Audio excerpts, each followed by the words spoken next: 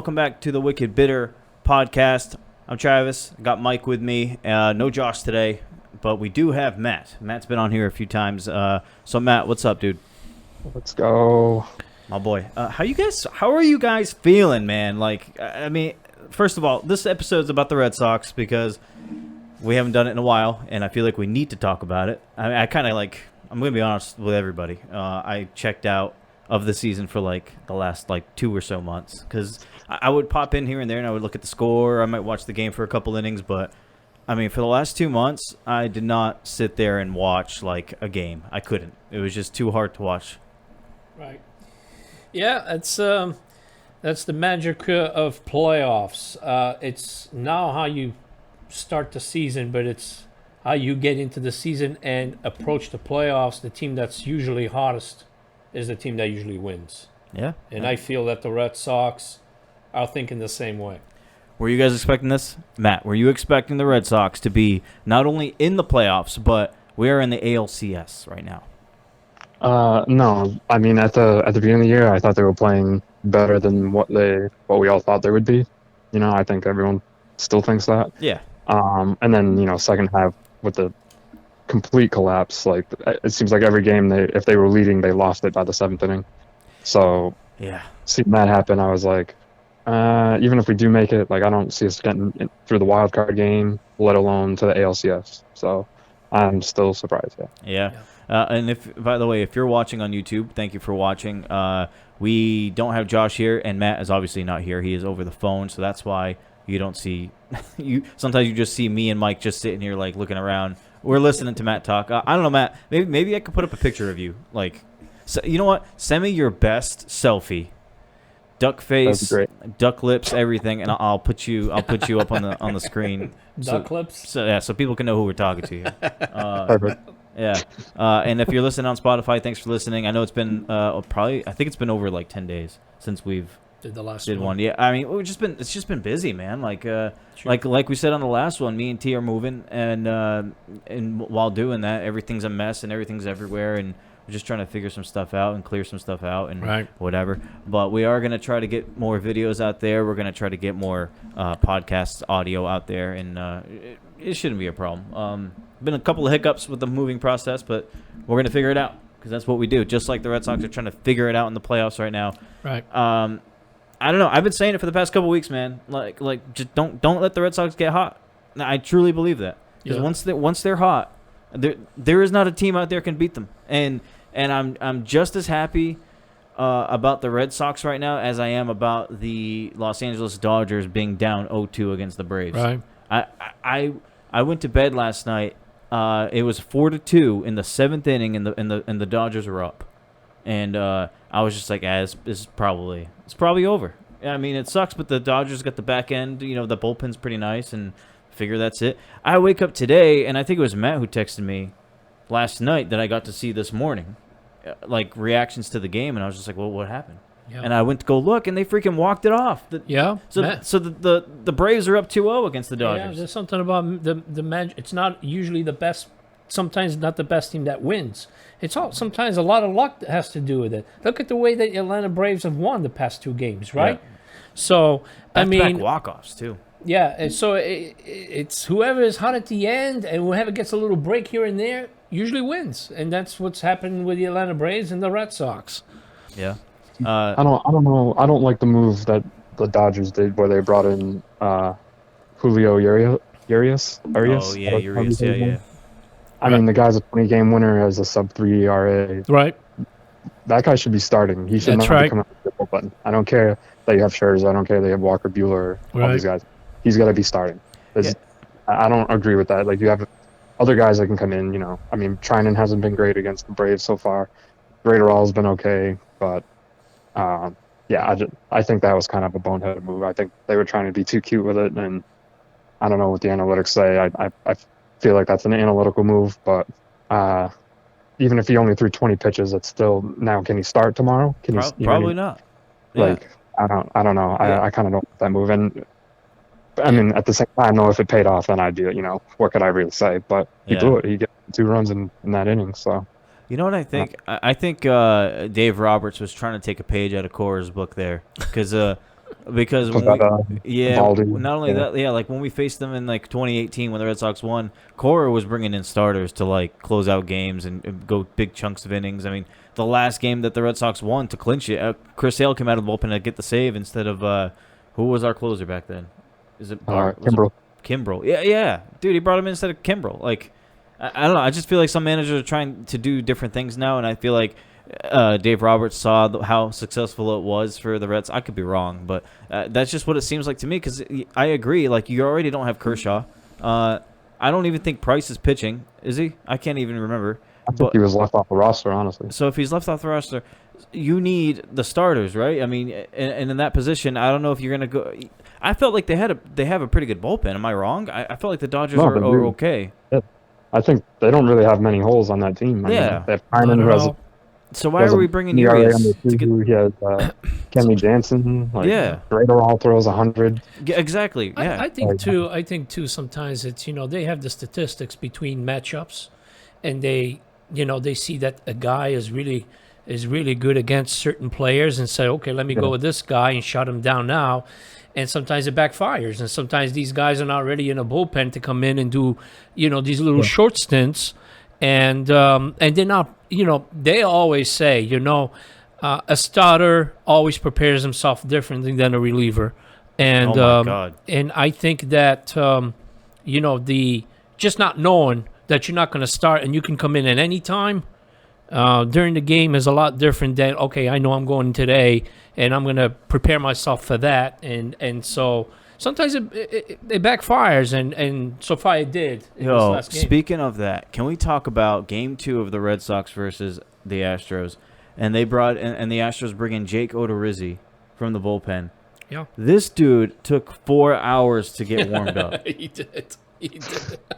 I heard about that. Yeah, I didn't get to see that. But you weren't watching that, Matt? Oh my God, dude! I don't know. Yeah, I was golfing. So their starting pitcher, I already forget his name. Garcia. Garcia. Yeah, Garcia. He got beat up by the Red Sox to start the game early. He went 1 inning, and so I guess he was going back out for the second, and he was on the mound, and he was just like he pulled a Manny Ramirez where it looked like it, where he was just like, nah, I'm injured, get me out of here, because he didn't want to play. Dude.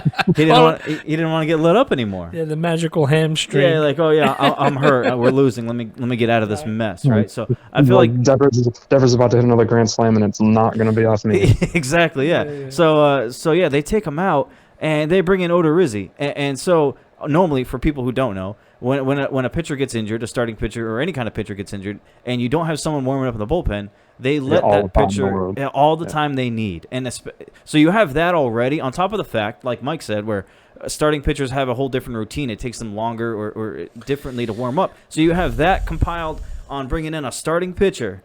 So now he's got to warm up from being cold. Not only that, he's got to warm up for a whole start. Like he took like 4 hours, man. It took 45 minutes. Yeah, 45 minutes. I can picture him just like in the middle of the game, just doing long toss in the outfield. No. What it was, they came back from commercial because they went to commercial to bring him in, and when they came back, he was behind the mound, long tossing to the catcher. I was like, he's long tossing right now. Oh my God! Dude, I was like, he's not even up on the hill getting ready. He's just long tossing. And he did that for a good 5 minutes before he started actually throwing on the mound. Right. 45 minutes delay. Why wouldn't you warm up a reliever, one of your middle, not your best guy, but somewhere in the middle, and then let Odorizzi take all the time he needs. Yeah. Like take that whole inning to warm up. Yeah. Like, why would you make us all wait for 45 minutes? Yeah, let everyone get cold. I think that's what I don't know if it was Joe Buck who said that or John Smoltz, but one of them said exactly what you said. You could have had a reliever come in just for that 1 inning, because all you need to face is 3 batters or finish the inning or whatever it is. And while you're doing that, then Odorizzi can get up there and he's throwing in the middle of all that so that it's not taking so long. Because, dude, it might have been a little gamesmanship where they were trying to get Evaldi to wait. It could have been long. It could have been, honestly, because I rember we were watching and I was just like, dude, I'm worried about Evaldi. He was sitting in there waiting. Yeah, he was waiting. It's like a rain delay. Yeah. You don't know if the guy's going to get cold or do something to his arm or something. And so we're like, oh, no. Yeah. But we thought maybe it was a tactic they were playing. But it could have been. I didn't even think of that, about them doing that on purpose to try to throw him off. But, hey, it was funny, too, while he was doing that, I think I looked over to Josh, and I was just like, yo, wouldn't it be funny if he's taking all this time and he just gets rocked, Yeah. And then he ends up giving the grand slam, giving up to Devers because and I called it too, man. I told you I called it. We were sitting there watching. It was Josh, Mike, me, and T. And I was saying that this dude throws so soft. He throws like a 93-mile-per-hour fastball. It's just. I think that's what the guy tonight throws too. Does he throw like that too? He doesn't throw gas. I think he's somewhere in the middle. He's like he's almost a jump pitcher. pitcher. 90. Yeah. Oh, that's perfect. Because I remember when Odorizzi was throwing that down there, and I was just like, with Devers coming up, and he's been swinging for the fences every single pitch, every single at bat. And I'm like, yo, if he throws him a 90-mile-per-hour fastball down the pipe, he's gonna clean it out. And he freaking ripped it for a grand slam, and I was all excited. Everybody, we were all so excited, but like that is early down 8-0. I mean, that's horrible. And you still hold your breath. You did, yeah. Well, because the final score ended up being 9-5, right? Yeah, you still hold your breath because the backhand of our starters ain't great. Yeah. And then your backhand is, you hope for the best. Yeah. Yeah. We still had to bring in our better relievers in Houck and Whitlock. We still had to use them, which I didn't really care for, but if the offense had put up a few more runs, then we could have just, used Martin Perez as a long guy, maybe 3 or 4 innings. Yeah. And then go to Sawamura, but the offense kind of stalled out after that. And what they have, one more Kike home run, I think it was. Yeah, it was. Yeah. I hate when they do this. They always sit on these leads, man. What was it against Tampa or something? We were up like 5-0, and they just sat on it, and they can't score anymore all of a sudden, and then you let the other team hang around and get back in the game. Right. They do it all the time, dude. They did that during the season. Was it one of the worst losses I've ever seen? I think it was against the Blue Jays. Where we up like 8-1 or 8-0, and they came back and won like 9-8. Right. Yep. That's when I really felt like I don't know about the season. Well, like only the safe. They can't close out an 8-run lead. Like I don't know what. That's not a World Series team. Like, no. I mean, no lead is safe against any team when you head it to the playoffs, especially Houston. They can score runs in a bunch. I think they led the league. I think Tampa and Houston were on top 5 in the league in scoring runs. So, the Red Sox, I hope coming home, they need to take 2 out of 3. They don't want to go back to Houston, losing, 3 games to 2, because that means we have to win 2 in a row. They have to score when the opportunity is there, and they got the lineup to do it. But that's why I still favor Houston has a slight edge in the bullpen, and that could be the difference maker. Yeah. We've got too many guys that are like question marks in that bullpen, and if I'll tell you one thing, if Erod and Chris Sale does not pitch at least 5 innings in any of these games, they're going to be in trouble because these lineups, when they see these pitchers, bullpen pitchers, night after night, it becomes easier for them. They know what's coming. And so the starters got to do a little bit better and getting deeper into a game so that they don't have to face the same guys every night. You're throwing the same 3-4 guys, and they know, okay, I faced him yesterday. I know what he's coming, what he's throwing, and so it's a match. It's a chess game that's going to go back and forth. I think between these two teams are so similar. They've lost some key starting pitchers, both of them, and now it's just a question of bullpens. Yeah. I think if we just work their starters and get in that bullpen early like we did in Game 2, then they're going to be in a lot of trouble because I don't think their starters are really that great. I know the numbers look pretty good, but like look what we did to Framber. He did not look great. He looked like Chris Sale. They were just begging for like 2 or 3 innings from him before we lit him up. You know what I mean? Yeah. We ended up getting a few off of him. But if we can get to Framber and Urquidy today, they're going to be in a lot of trouble because, I mean, they don't really have much else to throw at us anymore with Zach Greinke. I mean, oh, that's right. I forgot about Greinke. I love Greinke, but I don't. Was the guy throwing out 88? Like, I don't really know how he's gonna fare against a lineup like the Red Sox in the playoffs right now. You know what I mean? But if we can get to that bullpen early, they're gonna be in a lot of trouble. Well, that's why I think that maybe Pivetta plays a big part in this series and the next series coming up if there is one. I love that's my favorite role in the playoffs is what Pavetta's doing right now is what Nate Eovaldi did. That's what Nate Eovaldi did in 2018, and that's what Pavetta's role is in the 10 league field back in 13 and 2007. the same style. You'll come in and play middle relief, and starter turned into middle relief. Yeah. That's what's happening. What if Wakefield come in that 18-9 loss against the Yankees in 2004? I think Wakefield came in, just took it on the chin. He did, and you had to eat up some innings, Yeah. Your mic sounds weird. Does it sound weird to you? No. I think. No, sounds fine to me. I think I sound great. There you go. Yeah, I think it's because it was turned. It keeps slipping. That's why. Yeah. Okay. Because I remember in my head, like sometimes you sound louder than other parts, and I think it's. I don't know. I think it's because it was on the side instead. Okay. Hey, there it is. Sexy now. Hey, there it is. Hey, there we go. There we go. Now we're cooking with what is it? Is it oil? Yeah, something. Or gas. Gas. Gas. That's what it is. Gas. Yeah. Now we're cooking with oil. We got vegetable oil now. Yeah. Speaking of gas, those prices keep climbing. Dude, it's like $3. $3.10. 3 something. God, like a bunch of dads on this podcast. How much is gas over there, man? Oh, brother, you don't even want to know. I went out from our morning coffee run. Yeah. 3. Would you say 303?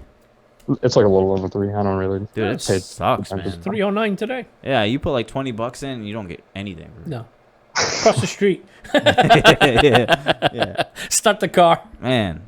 Hey, you know what I found out too is like the electric cars, like apparently they don't really run for that long, right? A couple of hours, I think. It's only a couple hours before charges. Yeah, it's a friend of mine had a Nissan Leaf, and he said you could get I don't know how many miles on 2 hours of charge. Ooh.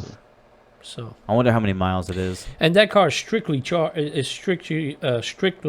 electric. Electric. Yeah. So now they're coming up with these. But that doesn't make any sense then. So like if it's only electric, if a car is only electric, and it can only go 2 hours, so that. What do you have? You have to keep recharging after. Yeah, I mean it's not like you can put a spare battery in your pocket. Yeah, so you can't even go like on a road trip or anything, unless it's like a really short road trip. Yeah, I mean they're still playing with that, and I think they're getting a little bit better now because now you have some cars that you have gas and electric. Yeah, which I don't understand either. How do you just switch that? How do you flip it? Well, if your charger goes off, I mean if you don't have any charge left. Then you use whatever is in the gas tank. That's so weird, man. I don't know. I don't like electric cars that much. Man, that's why a lot of people never pushed for it. Yeah, I mean, I don't like paying for gas. Obviously, no one does. But like, I rather a car that can keep going as long as you have gas in it than having to stop and freaking charge your car, dude. Yeah. God knows how long that takes too. Dude, for real. I wonder how long it takes to charge. Probably as long as it charges your cell phone. I don't know. I feel like it would take longer. I would think. Really? Well, that's like what with Tesla. They're probably a lot better with it now, but when Tesla first started coming out with cars, I think you had to find like the charging stations. Yeah. And like, I mean, I don't even know if I've ever even seen one. So yeah, who knows like how many there are? Yeah, where are the charging? So there's a charging station. There's a bunch of charging stations I've seen so far. Like here? Yeah, they've probably gotten better. Even the Walmart in Concord has them. Oh, and it's like you put your car there, and for how long? You just call an Uber to go somewhere else. I guess I don't know. It's weird, man. And I wonder if you can plug it in at home. Yeah, well, I think some garages, or like you buy something for your garage or something. Yeah. Then when you park it, you just plug it in or something like that. Mm. And then have like $1,000 electric bill. Exactly. Yeah. In your car. Yeah, I do wonder how long it takes. Because say you are going on a road trip, and there's like a station where you can park your car and charge it. I wonder, like how long would you, like, say your road trip's 5 hours long, you drive to, park it at this station, charge it for how long, and then you have to drive the rest. Well, the only problem is then their electric bill goes up, right? I guess, yeah, they would probably charge you like crazy for that. I mean, if you are charging your car, the juice is coming from somewhere, right? Yeah. So the owner of that charging facility is getting charged. Yeah. Are we missing something? Are we just wrong, or are we just? I don't know, but I have so many questions. It just doesn't make sense to me. We need to do some research on that because it's weird. If you're gonna charge, I mean, you're draining power from somewhere. Yeah, it just seems more expensive for an electric car. Because if you, like you said, you got to park it at someone's spot and then they're gonna charge you. You might as well just be paying for gas for this stuff and for a car and just go. That's right. I don't know. How did we get here? I don't know. I don't know. How did we? This is supposed to be an episode about the Red Sox. But anyway, I don't know. Anyway. Oh, by the way, the Red Sox should be up 2-0 in the series. I'm just saying. That game was terrible. Yeah, they left plenty of runners on, and then Robles and freaking what's the Sawamura. If they lose the series, they're going to look at that game one and say, we had a chance to come home and get and have a 2-0 lead, and they're going to look at certain things, But I'll tell you one thing, I'm so excited because I think between Alex Cora and Dusty Baker as managers of these two teams, I think Alex Cora is just a whiz. I mean, you see him. The team, they'll give up two runners in one inning, and you just see Alex Cora just very calm. Even when his own pitcher's struggling, he's just... Sometimes it sucks, though, when he's too calm. He made some questionable moves in that game one, where the game was within one, and then he brings a very struggling pitcher towards the end of the year. We didn't even see him because he was hurt. And then he just walks the bases loaded. He's just... That was the wrong guy. I think Whitlock would have been the guy to come in for sure. Because it was, the 9th inning? Yeah. It or 8th or something. You want to stop the bleeding right away, and I'm like, okay, why would you do that, right? You have a chance to go up on the 9th inning, which we ended up getting a home run from Kike, right? Which would have been a tie game. It would have been a tie game. So it's like, that run, we're going to think back, and it was, right? Mm-hmm. I tell you what, Kike, you can't stop that dude. You can't. Eventually, he's going to stop, though.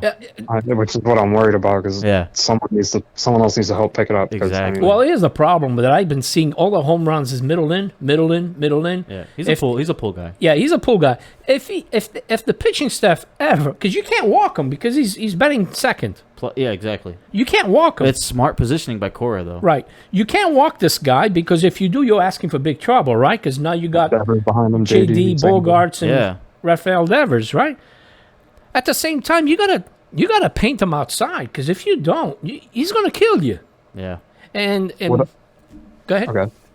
I was gonna say what I noticed him doing. He's good at following those outside pitches off, and then they either make a mistake or he forces them to come inside, and then it's game over. That's why I'm saying it's got to be painted outside. Otherwise, he's on a mission. I think it's unbelievable. He's one of the most locked in players in a short amount of time than I've ever seen. I've never seen, we all talk about the 13 World Series with Ortiz when he hit 736 or whatever it was. Exactly. But he wasn't hitting home runs. He had 1 or 2 home runs, and the rest were all singles and doubles and stuff. Right. Kike is just hitting a home run almost every single game. It seems. It feels like every time it comes up, there's a homer coming. Right. He's got 5. Yeah, I mean, it's just I've never seen someone this locked in, where he's doing everything and not just hitting singles or little bloops or whatever. Now, speaking of that, would you put him one notch down on that lineup? To 3? Yeah. Yeah, but who are you going to put up above him? Well, you got Verdugo.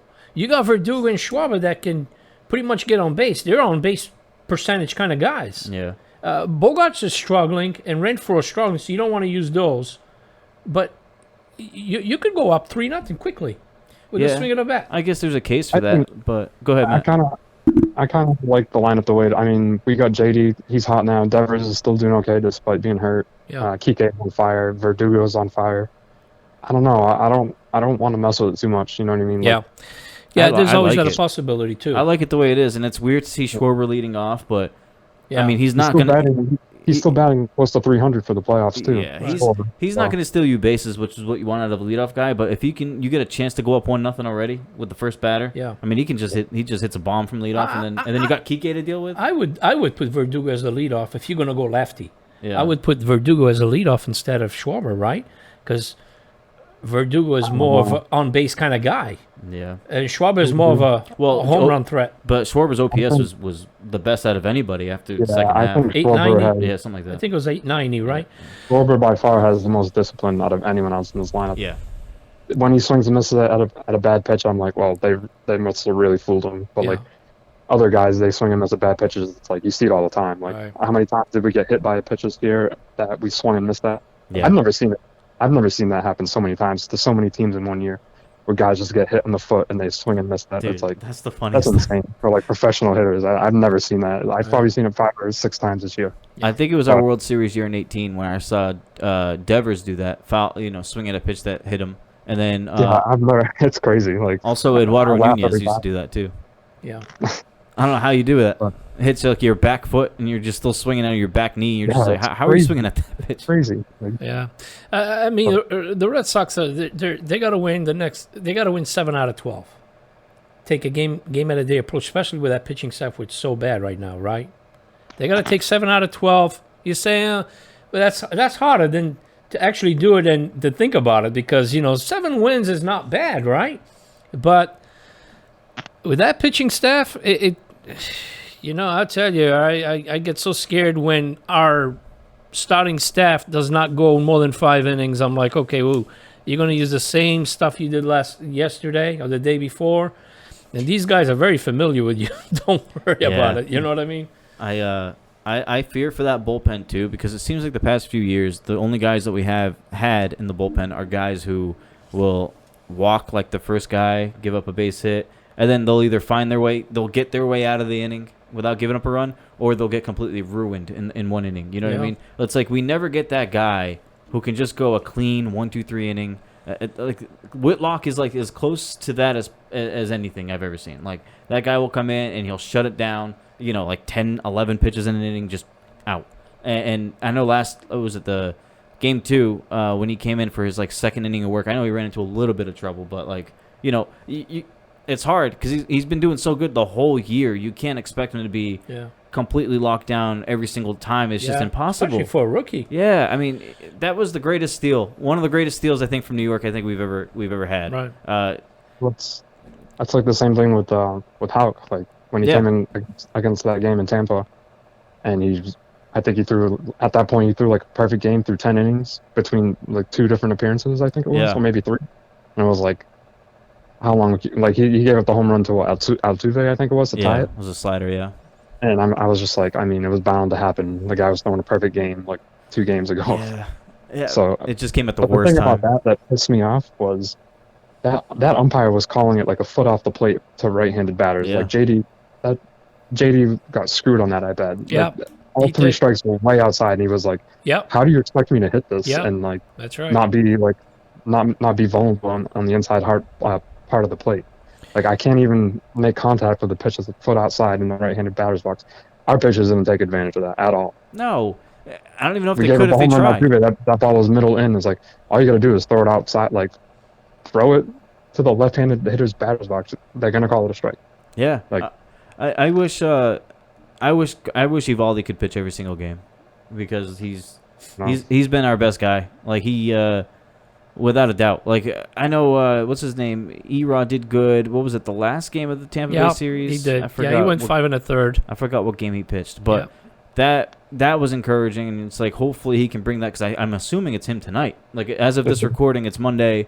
The 18th of October, it's Game 3 of the ALCS between the Red Sox and the Astros. So I'm assuming he's pitching Game 3 tonight. Yeah, it's Erod. It's Erod. Okay. He's due for a bad start, because every other start is good. Every other start is well. If we're following that trend, then we're screwed tonight. I was kind of hoping a righty would have gone tonight, just because I've been saying it, off camera and stuff. I just felt like that Astros lineup is so like right-handed heavy. And we're going into Fenway where there's the wall and the short, it doesn't take. You just got to hit it high. You don't really have to hit it far to get out of Fenway. And I'm thinking like with a lefty in there, and Erod doesn't throw his 96, 97 like he was before. He's hanging around like 92, 93. I just got a bad feeling about tonight's game with Erod. Yeah. I hope it's not the case, because I know Tampa had a pretty right-handed hitted lineup too, and he found his way through that, but. I don't know. Just something about Astros lineup, man. It scares the hell out of me, especially against a lefty. I think it's going to be a slugfest tonight. You think so? It'll at least be high scoring on one side, but I don't. Like you said, I don't really trust the lefty against this team right now. I think you're going to see Nick Pivetta very early in the game today. I think so. Just I like don't feel good about it. Yeah, just like the last time, not the last time that Erod pitched, but the start he had before. I guess against Tampa, where Pivetta came in and just pitched 5 great innings and kept them in the game, and they eventually won the game. So this is going to be, like I said, a chess match for Cora and these bullpen pitchers. Do you guys think that What was I going to ask? Okay, so tomorrow's game 4, do you think it's Chris Sale for game 4? Or? I'll tell you, I think it could make a difference here. That's what I'm saying. I was about to ask. Whether win or lose, it might change, right? If Erod is struggling and Pivetta comes in, I think you're going to see Sale. But if Erod goes, let's say, 5-6 innings, right, then they will probably hold Pivetta for Sale in case Sale goes down again. So you think regardless, game 4 is going to be Sale? I think so. Yeah. What do you think, Matt? You think Sale goes tomorrow, or do you think it depends on how the outcome of tonight's game, win or lose? Like if we lose, do we put someone else? I think it definitely depends on how the outcome goes. I don't think there's a reason why the teams don't name their starters for the next game. You know what I mean? Like if we win tomorrow, or if we win today, then I think it definitely changes. Who comes in? But then again, Sale also pitched. What was it? Saturday? 4 days ago. I mean, he did throw 70 or 80 pitches, so I don't know. Do you bump up Evaldi? I kind of want Evaldi for the clinching game if it gets to that. Yeah, game 7, game 6, something like that. Yeah. So if we lose tonight, then I think you got to bump Evaldi up a day and maybe start him tomorrow. Maybe try to tie up the series. But if not, I mean, I can definitely see Sale starting tomorrow. If not, maybe Pivetta. I think Pivetta is going to be a difference maker in the series, just because what he did against Tampa. That's what I'm saying. That's my favorite.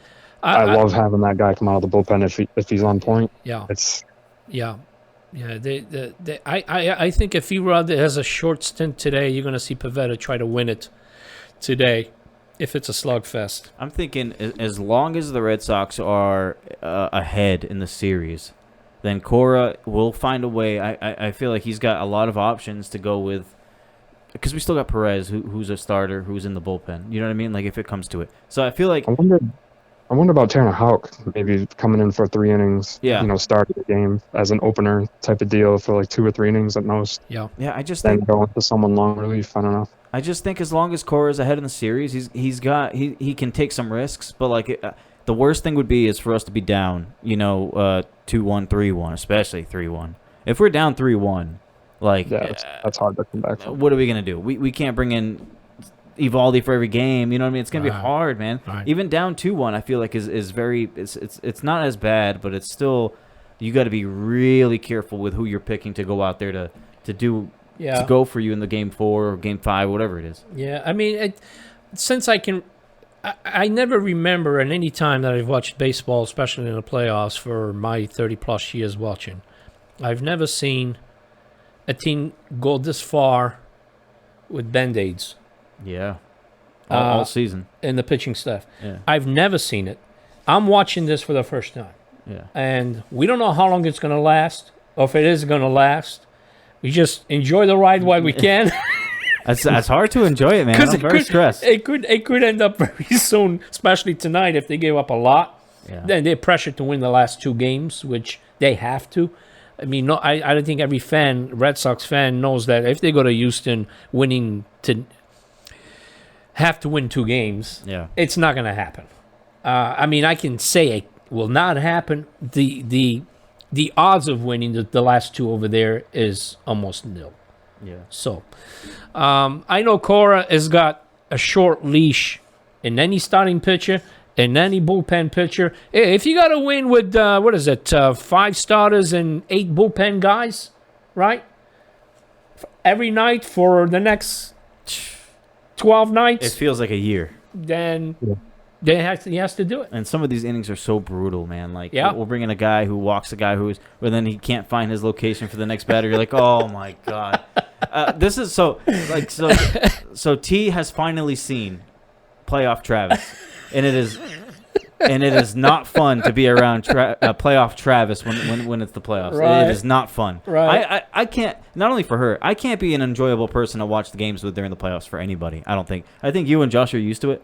Matt, I think you're used to it. You're very quiet. Because we'll text and we'll be cussing like over. I'm more verbal than you are. Yeah. Well, I can be. You're very quiet. Well, I can be. I've just tried to dial it down. Yeah, you try. If not, I will be f-bombing all the way out of there. Yeah.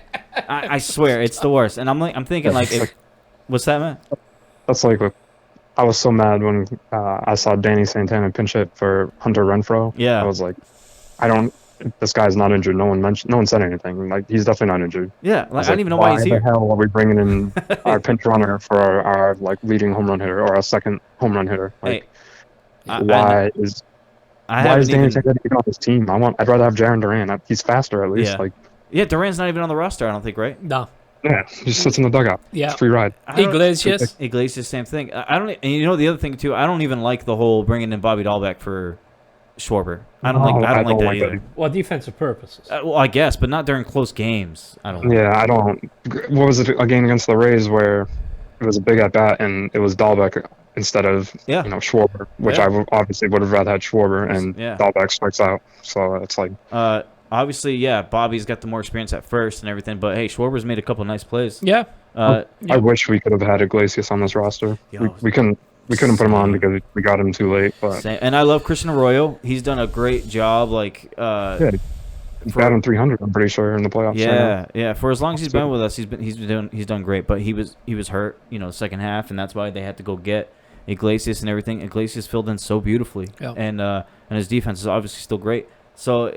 Having Arroyo back, it's a good thing. He's found a few hits here and there. You know what I mean? Because if he was struggling like badly, then we would definitely be missing Iglesias even more. But I do like Iglesias' new job. He's the laundry cart pusher. I love that. That's freaking awesome. He gets so excited when someone hits a bomb. He's like ready. He's there at the end of the dugout with the laundry man. He's like, sit down, get in here. Yeah, $1.5 million a year to push a cart. Yeah, man. Apparently, he was giving bunting tips to, I think it was Arroyo. Oh, really? Arroyo dropped down like the perfect bunt against Tampa Bay. Dude, it was so nice. This team would be in a lot easier shape if Bogarts, Renfro would hit better. Yeah. Because now you're looking at 7 deep.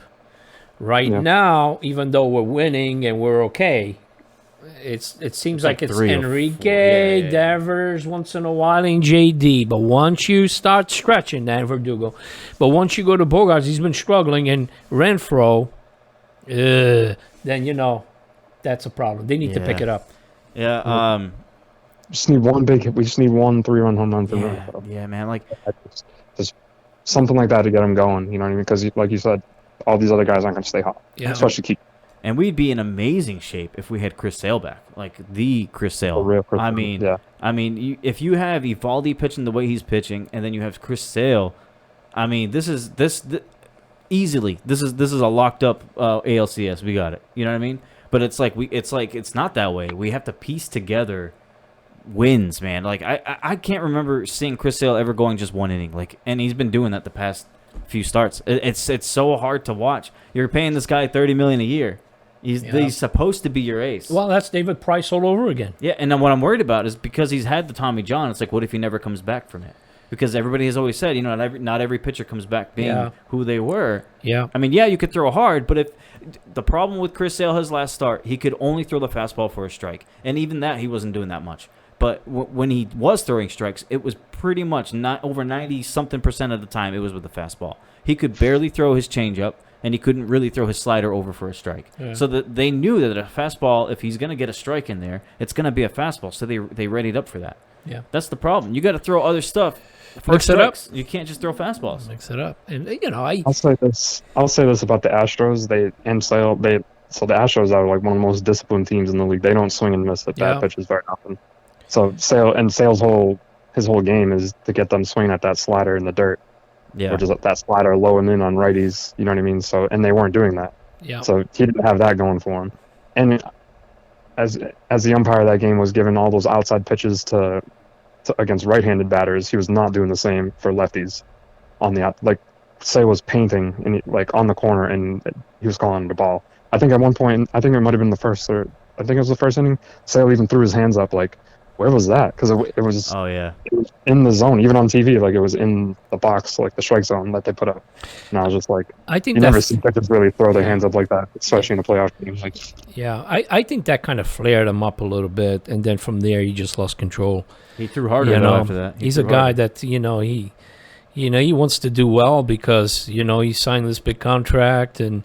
He hasn't done much since, believe it or not, since he's been with Boston. That's David Price all over again. And he wants to prove that he can do it. And now you got a an umpire back there that's just, missing some spots here and there, that really will tick off a pitcher in no time, And when the Sale gets mad, you know what's coming. It's going to throw his hardest fastball, so you can just sit on that. Yeah, and he did that. He was throwing harder after, because they showed they showed it up to like 97, 98. Yeah, like he wasn't doing that all game, and then he got it up there pretty high, and I was like, wow. I think he threw it by Vasquez. He missed the location completely. Oh, I remember. But it hit Vasquez's glove on the inside against a lefty. Yeah, and went by, and it was like 98. I was like, yeah, I probably would have missed that too. Like, how do you expect Vasquez to catch that? Yeah, I was pretty mad about that. Yeah. But they showed the replay of Chris Sale with the pitch you're talking about where he missed it, and he was like, it's like when he threw his hands up. He was just like, where the fuck was that? And he was all pissed off, right? Really. I was like, wow, you don't even really see that from pitchers anymore. Yeah. And then after that, Chris Sale's face, he had the funniest expression on his face after that. He's all angry. Oh, he's pissed. Yeah. I love it. Yeah. I don't know. The thing I think the biggest difference between Price and Sale is Sale won't attack the media or attack our Lord and Savior Dennis Eckersley. That's what David Price does, and that's why we didn't really care for him in Boston. Yeah. Right. Yeah, that's true. You never heard Sale blaming anybody but himself, really, just saying he has a bad start, which you respect it. And the past couple times, he's actually said that he's just been terrible lately, the past few starts. And I Cora always talks about people with accountability. Everybody holds themselves accountable for their actions and if they're doing poorly or whatever. And I feel like everybody on this team does that. And, if someone has a bad game, they point to themselves instead of saying, "Oh, the umpire screwed us," or I don't know why I was hitting in that situation or whatever.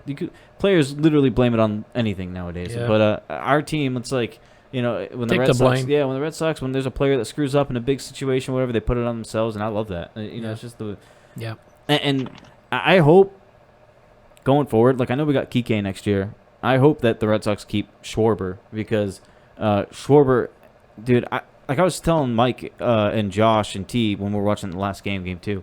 I was telling him, I always knew that Schwarber was a nice guy.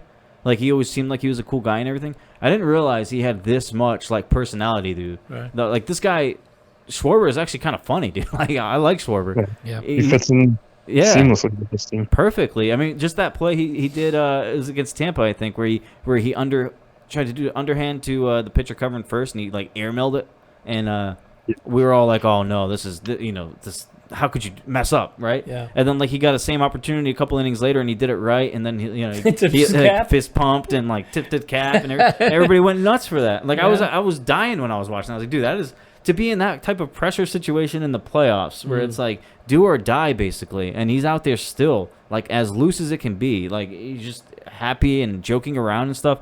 You don't ever see that from any team in the playoffs. So. Having said all this about Schwarber, next year, if we do sign him, so long Bobby Dahlbacks? I don't know what they got to do with him. I don't know. I think it's so long Renfro. You're going to put Schwarber in the outfield? Yeah, I think Renfro. I mean, we already have a crowded outfield, I think, as it is. That's why I went Schwarber at first.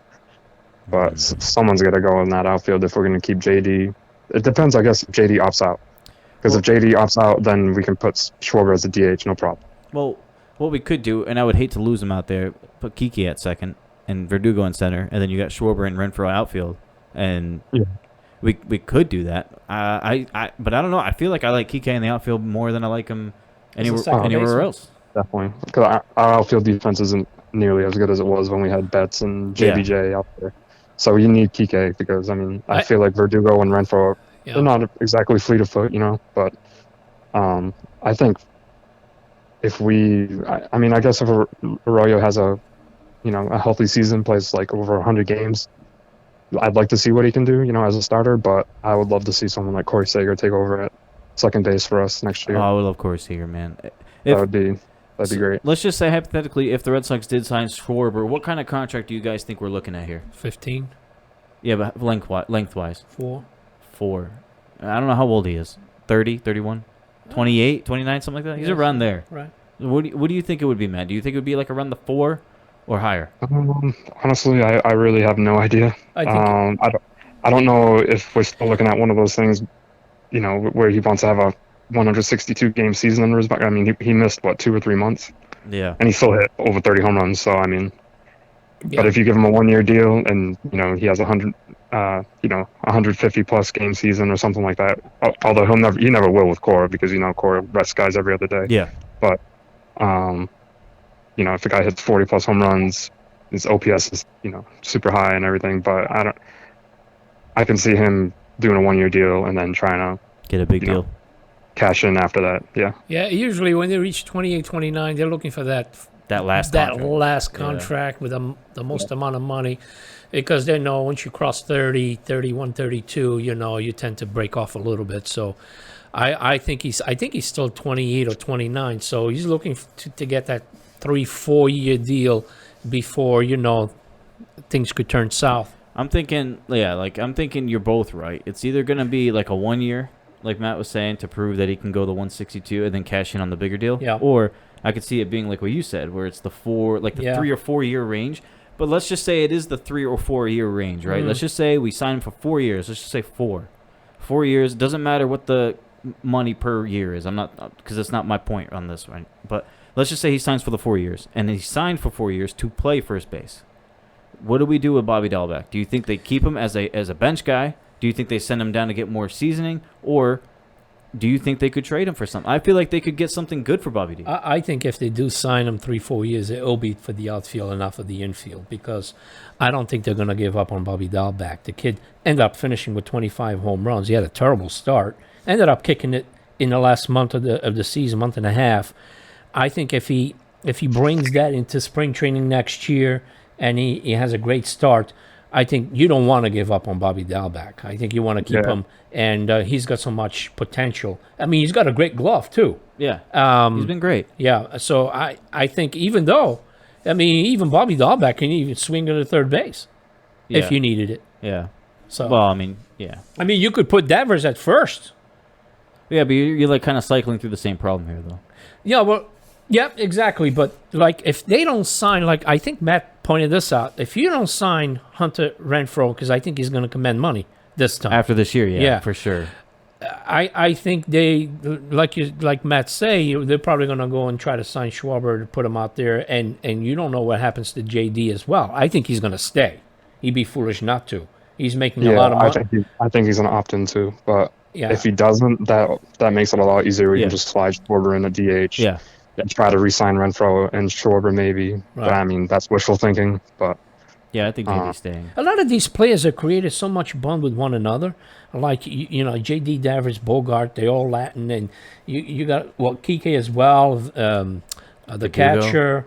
Vasquez. I mean, they're just about all Latin in that lineup. Renfro's like their only white guy.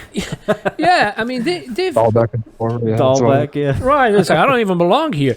So I just don't see Martinez leaving. I mean, Fenway is perfect for him. Yeah, perfect. And it's like the other thing too. It comes down to Cora.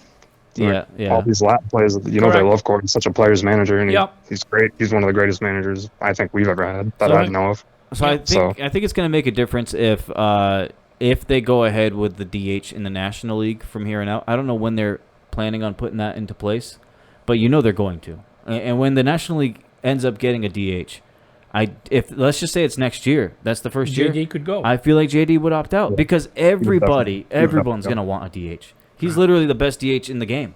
So he would get good money. Somebody would overpay for JD to just so they could have a solidified DH, in the National League or wherever. Dodgers, dude. Could you imagine him on? You know what would happen? That's what they do. Yeah. Yeah, that's exactly where he would go if he wanted to play there. You know what I mean? But they would offer them more money than anyone else by far. Yeah, probably. Yeah. I hope he stays regardless. I mean, whatever happens, I hope JD stays. You look at this lineup. I mean, JD's hitting sixth. I mean, you got a lineup that has Schwarber and JD hitting. And Schwarber's hitting first. JD's hitting sixth. Any other lineup, these two dudes are going to be their 3-4 hitters. That's how good the Red Sox lineup is. Right. And I hope JD sees this and he plans on opting in because, like you said, there is the core players that they have that bond. And like Matt said, you got Cora. But I mean, if JD's thinking about it, like this is a championship type of team if they make a couple of moves here and there. You know what I mean? Well, you got to be careful when you opt out too. Like who opted out and got a lot less money? Oh, I'm sorry. I'm going to a different sport, and that would be the guy for the Lakers who plays for the Celtics now. when you opt out, like JD is making, I believe, 20 next 22 year, or something, 20, something like that. That's a lot of money for a DH, but he's making that, right? Let's say I can get another 3-4 year deal somewhere else, so I'm going to opt out of the Red Sox. He may not get that average per year ever again. Why not just finish it and get a better deal somewhere else after that? Yeah, and I think we were talking about Renfro too. I think he's making $3 million this year, which is a steal. I don't think he's going to make a crazy amount of money from here on out, though. He had a great year, but Hunter Renfroe, no one is thinking of him as the top players in the game. He's just not. Like, he had 31 bombs, 96 RBIs, and he hit like 250. And Gold Glove defense, yeah. Like, he should be better. I think he's a little underrated. I think he's... If you his glove, I don't really trust his glove. He's made some boneheaded moves out there. He has, yeah. But he does have a cannon. He does have a cannon for an arm, but... Like the other day where he gunned it home, he had no chance to get the runner, and then he just keeps letting him take that extra base. That's true, too. Yeah. That is true, too. But it works against him sometimes, too. But if you look at the price tag for any outfielder these days, it's between $17 and $21 million. Although, unless you're talking bats or a superstar. Yeah, a real superstar. So next year... his agent's going to say, hey, this dude hit 31 home runs, almost 100 RBIs. He led the league in outfield assists. He's going to command 20 or 17 or 20. I'm sorry, that's what he's going to command. I don't think the Red Sox are going to say, hey, we just got rid of this, got rid of that, and here we go again. I feel like he's going to be around the 10 to 13. So if you have a choice, I'm asking you guys, if you had a choice to sign Schwarber or extending Renfro to that kind of money, it's pretty Schwarber for me. It would be Schwarber. Yeah. And you? I want to say Schwarber, but at the same time, I don't want him as a permanent first baseman. But I also don't know how he is in the outfield either. He's not that great in the outfield either, yeah. So I don't know. Like, I love Renfro too. I love Schwarber. I like his bat a little bit more, but I don't know. That's a tough one. I think I'd still go with Schwarber, though. Yeah. What about you? It's just where we're going to play him. Yeah. What would you say, Mike? Yeah, Schwarber or Renfro? I would go with Schwarber as well because he is an on-base percentage higher than Renfro is. Yeah. Just for that reason alone. Yeah. The Red Sox, why they have beaten the Yankees over the past, let's say, since 2004 and 2005. They've had the 16-year, 15-year run. Why? It's because they have gotten guys who get on base. Their OPS is high. Mm-hmm. The Yankees are going for the power. Well, the Red Sox, even though they're not losing that much power, if you look at the lineup, but they're going for these guys who the OPS is higher, and they're always there. And that's how you win playoff games. Regular season games, not so much. It doesn't matter. But during the playoffs, where you're going to face the top guys on your staff, you need those guys who can get on. And I think that's the reason why the Red Sox have had so much success in the past 50 years. I want to shout out to all the Red Sox, and I'm going to put this in quotes, fans, because the ones that thought that the Red Sox organization was screwed after Mookie Betts left, we got to address that because let's just be real about something here. Like, Mookie Betts made about, $30 million this year? And Renfro had better numbers than Mookie Betts, like, across the board, basically. Yeah. And I'm not saying Renfro. I would argue Verdugo had probably a better year too. Yeah, I'm not even going to say Renfro is a better player than Mookie, but it's the matter of paying too much money for a player for what they give you, and then finding other solutions that works. Like, we found a solution in Hunter Renfro. Did anybody say anything about Mookie Betts this year when the Red Sox are winning? No, because we won games. It's not like you need Mookie Betts to win games. And not only did they get Renfro, who hit 31, they also traded for Schwarber, who hit like 30-something home runs. Yeah. So you got two players for the price of one. They both had like 60-plus home runs combined. I mean, we don't need Mookie Betts. We all love Mookie. I still love Mookie Betts. Great player. I'm okay. I think I'm at ease now with the Red Sox decision of, I don't even know if it was their choice really, but with the Red Sox not getting him back. You know what I mean? If he would have settled for the 10 for 30 for the Red Sox, I would have been happy with it. Even though 10-year contracts are scary, but everybody was talking about the Red Sox. We're going to pay him 35 to 40 a year. There's no way in hell you should pay anybody 35. Mike Trout's getting paid way too much money, dude. I don't care. Right. And Mike Trout's the best player in the game. He's getting paid way too much money. What about Cole of the Yankees? Way too much money for Cole. Hey, what did he do against the? He pitched 2 innings against the Red Sox. The salaries continue to increase every year. You paid Garrett Cole over $32 million to pitch a wild card game, a one and done game against your biggest rival. That's what you're paying him for. The $32 million goes for that exact game right there, and he couldn't even go past 2 innings. Exactly. How old is Garrett Cole? Get out of here. Late 20s, right? And they signed him to what? I don't even know how long his contract is. Isn't it like over 10 years? I think it is. Yeah. And he's already 29? I don't know exactly, but I know he's late 20s at least. Yeah. It's like trash. Sometimes you're gonna have this guy till he's 43 years old. Like, yeah, it's A-Rod all over. There's a lot of players like plenty outfielders who are second tier players. You got your big stars, and you got your second tier. Your second tier will hit 25 home runs and drive in 75, 80 runs batted in, and all hit maybe 275, 280. And then you got the upper class. Is it worth that much more money for that extra 10 home runs? No. And 20 RBIs?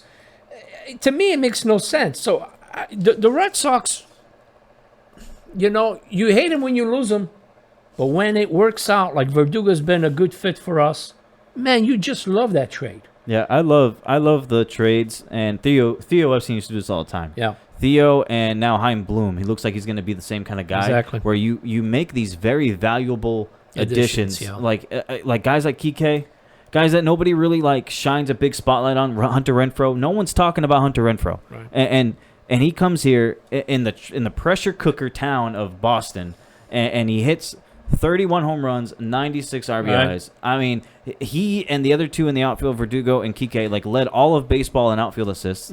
They just finds ways to put a team together. You remember last year when it was announced that the Red Sox had signed Renfro? I went to your room, and I said, that's a great sign. Yeah. The guy's got tremendous power. Fenway is perfect. He's going to have a great year. And look, 260, I mean, I'm fine with that. If you hit 259, 260, which I think he did, right? Perfectly fine. But you can do so much with 30 home runs and driving 100. Yeah. Because you're when you're driving 100, that means you were on with runners on and you delivered it. Mm-hmm. And I think that was such a great sign for $3.5 million a year. That's he did that a few years ago, I think, in San Diego. He did. He had 30 home runs, close to 100 RBIs. Right. But that's what makes, that's like you were saying before, that's what the difference between us and the Yankees.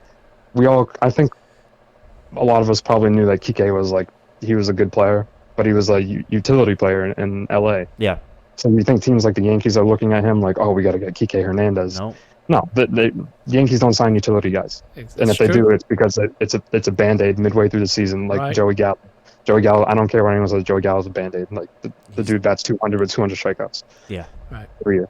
So, but that's the difference. Like Yankees won't even they probably didn't even know Kike was a free agent because they're not looking for him. They're looking for the next Giancarlo Stanton or they're content with 70-year-old Brett Gardner in center field, which I love. I hope he stays there forever because that guy sucks. Yeah. The Red Sox the Yankees don't look for that second and third tier players. Yeah. They're always looking for that big Aaron Judge or Stanton, big brand name. That's what they're looking for.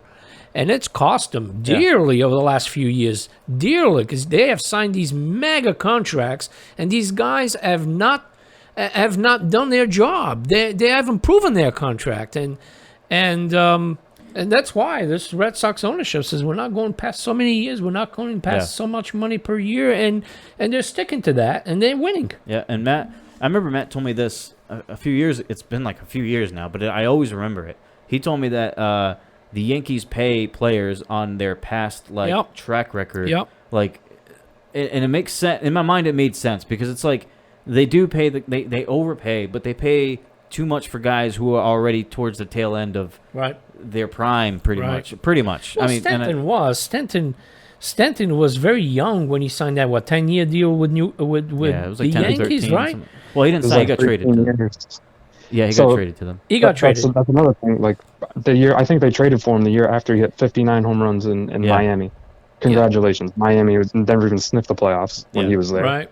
And it's also the NL East. Like where it's just it's a soft division. It just is compared to the AL East. So go ahead, trade for him. You're trading for someone else's scraps. They're trying to get rid of him for a reason. I mean, he's way overpaid despite hitting 59 home runs. Yeah. So and that was the same year when he hit the 59. Was the same year that Judge was over on New York hitting like 50 in his rookie year, whatever it was. And then I remember during the offseason when they traded for Stanton, it's like like ESPN and MLB Network, they were like crowning them. They were like the Heat when they got LeBron. Yeah. They were like, they're not going to win 1, they're not going to win 2.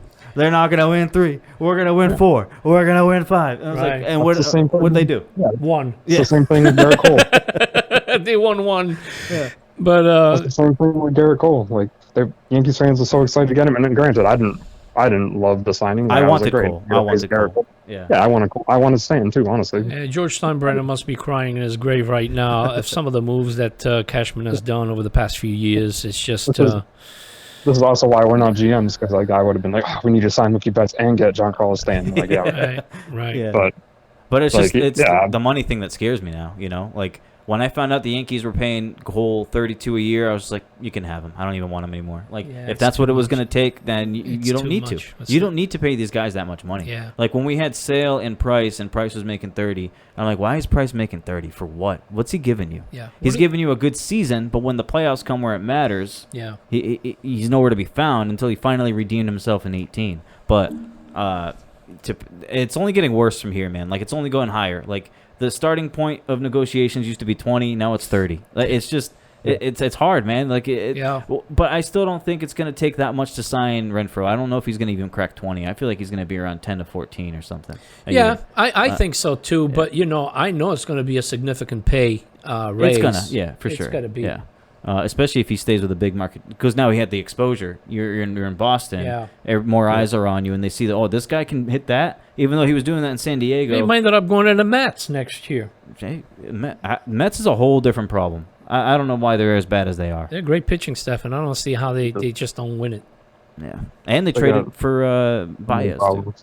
Yeah, there's so many problems. They're another team that kind of picks up everyone else's leftovers. Yeah, like with Robertson Cano. Why would you? Because you got Edwin Diaz, like a closer. Yeah, that's great. Now you got to deal with Cano, who's I'm pretty sure he's out of the league now. I know he's suspended for steroids. Yeah, but that's another team that just they love to pick up everyone else's leftovers. Like, Cano used to be good. Wow, let's give him a shot. Let's trade for him. Yeah. Well, I mean, the Mets always try to be compared.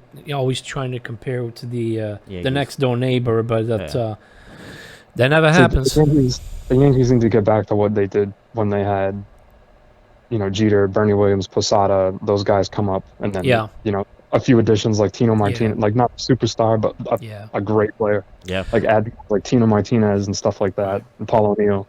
I'll tell you this right now. They just want to Band-Aid guys. Like they want these Band-Aids. Like I said, everyone's left over. Like Joey Gallo. I like Rizzo, but Rizzo was also just kind of like tailing off. He was great for the Cubs. We need to trade for him. Okay, but I'll say this right now. You're going to see a lot of moves in this offseason for the Yankees, and I bet you Carlos Beltran is a coach next year. And no Aaron Boone, right? No Aaron Boone. Yeah. Nope, not him. They've seen enough of him. It wouldn't surprise me if they brought back Boone. I don't know. It's not like the old George Steinbrenner where he would have fired him in April. No, I think they could bring him back. Yeah, I think so. But when you're expected to win every year, and they've been, glorifying themselves, they're gonna win. This is the year. This is the year. This is the year. And when they come in empty every single year, I think Boone has got to go. I think Carlos Beltran has got a lot of mentality, the same as Alex Cora. I think Boone should have been gone years ago. But I hope they keep him. The guy is just because he's terrible. He says terrible things. He says the dumbest things. Yeah. What was that quote that I told you, Travis? He said recently. Recently. No, I don't know. It's not the We're Savages one, right? No, but that's another one. That one killed. I'll never live that one down. It was the rest of the league caught up to us. Like, buddy, I don't know where you've been. The league's been caught up to you since you lost in 04. Like that was it. Yeah, you won 1 in 09. You weren't there. Nothing that you did. But. I can name at least 5 teams that have been better than the Yankees this past decade. Well, no question about that. I mean, they're not the almighty Yankees anymore. They're just not. And the reason because the market has gone up for everybody. Yeah. So everybody's got that equal share. Yeah. It's not like, the Yankees had this tremendous payroll. Well, so does everybody else. Mm-hmm. Everybody else drafts better. Everybody's, when you're the cream of the crop every single year and you win 190 games, you're going to draft crappy. So although for a team that's consistent 90, 100 wins every year, like the Yankees, they have pretty good draft choices. Their farm system is pretty darn good. But I think a lot of it's come from trades. It has, because a lot of players don't pan out with New York. They're gone. Yep. Yeah. So I think with like the MLB draft, it's a little different. Like, what was Mookie Betts, like a 7th rounder or something like that? Yeah, he was late. Yeah. Hundreds of players got chosen before him. Yeah. And it's a little different. I do think the Yankees are awful at scouting, both pitching and offense. Yeah. I mean, what was the greatest offensive player? Judge in the past like 10 years at least. Yeah, for sure. I can't think of anyone else other than him that's a homegrown talent. Well, he's looking for that big deal this year, right? He's going to be pretty soon, yeah. In the offseason, he's going to be looking for a lot of money. And to be fair, the Red Sox can't scout pitching. Yeah. Like, when's our last big pitcher besides Lester? Yeah. Nobody. Big problem there. Big problem. Before we wrap up, I just want to say, before the season started, nobody expected the Red Sox to win the division. We didn't. Nobody expected the Red Sox to make playoffs. We made playoffs. Nobody, and then when we got to the playoffs, there's the one playoff, the wild card game, and everybody said, "There's no way you're beating the Yankees." They beat the Yankees, and then they said, "There's no way you're going to get past Tampa Bay." We got past Tampa Bay. So now we're playing Houston, and I think there's a lot of people saying you're not going to get past Houston. Houston's too dominant. So we're going to see what happens. I'm just going to see what happens. They won 92 games. Yeah, when everybody said, we're all going to go all in 2022. Well, it's happened a year earlier. What tremendous is that? I mean, that's awesome when you can do that. When you're not planning for 1 year and you get there, and now you're eliminating 2 teams right off the bat. This team can win 7 out of 12, but it's going to be with a lot of creativity from Alex Cora and that pitching staff. I still give the edge to Houston with that lineup. When you got the batting AL batting champ batting 6th in your lineup. Yeah, I can't count you out ever. Even if we're up 3-0, I still think Houston has an edge on us. They could pitch horribly the rest of the series, but if their offense lights us up, which we all know they can. Can't count them out, but nobody ever expected that the Red Sox would make it either 1 past the Yankees in anything, and 2 this far in the playoffs. Yeah, I say if the Sox win 2 out of 3 at home, they're going to sneak 1 out there in Houston and win it all. Yeah, could happen. I hope. Because if they do face Atlanta, I think we have the edge. If we face the Dodgers, then I give the Dodgers the nod. Final thoughts, Matt. You got any final thoughts? So another thing I was thinking of too is the biggest difference between us and the Yankees too is like we get these character guys like Kike Hernandez, who's been nothing but great, and like he has a good character. You know what I mean? Like he's always smiling and laughing, joking with the team and stuff like that. Same like Verdugo, Plawecki brought up the cart thing. That was his idea. That's awesome. Every time you look at the Yankees dugout, it looks like they came from a funeral. Like, they don't.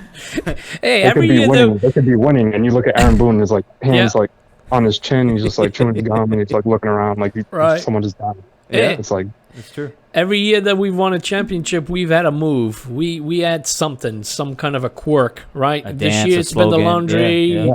In 2018 was the salsa move, the twist of the hips, right? So this might be something that pumps them up and gets them going. Hey, whatever works. What did the Yankees try? A freaking turtle? Get out of here. That was so stupid. Judge in the stands. How's that? Yeah. Mike, final thoughts?